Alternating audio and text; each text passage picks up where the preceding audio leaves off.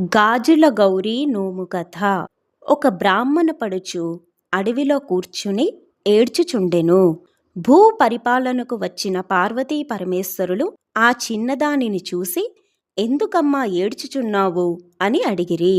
అందులకు ఆమె, నా కష్టము ఏమని చెప్పుదును? ఇంతవరకు నాతో ఇంత తీయగా మీరు తప్ప ఎవ్వరునూ మాట్లాడలేదు. నేను పుట్టినది మొదలు నా తల్లిదండ్రులు నన్ను చూచి చిటపటలాడెడి వారు. పోని అత్తింటినైనను ఆనందము అనుభవించుటకు నోచనైతిని.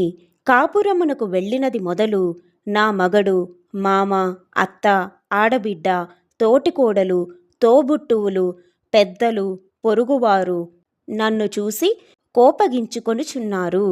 అందరకు నా మీద కోపమైనచో నేనెట్లు బ్రతకగలను అని భోరున ఏడ్చెను.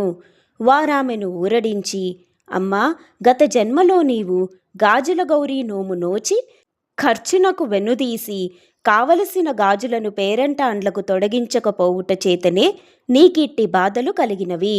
5 సేర్లు బియ్యముతో చలిమిడి చేసి నోమును ఉల్లంఘించితివి.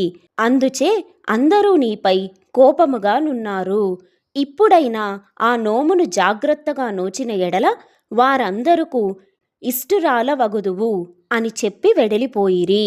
ఆమెయు ఇంటికి వెళ్ళి నోము నోచుకొని అందరకు తలలోని నాలుక వలె ఇష్టముగా జీవించెను. ఉద్యాపనము. ఒక ముత్తైదువునకు ఇష్టమైన గాజులు తొడిగించి తలంటి నీళ్లు పోసి కొత్త రవికెను చీరను కట్టబెట్టి పిండి వంటలతో భోజనము పెట్టవలెను.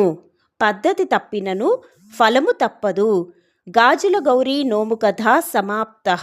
పార్వతీ పరమేశ్వరార్పణమస్తు.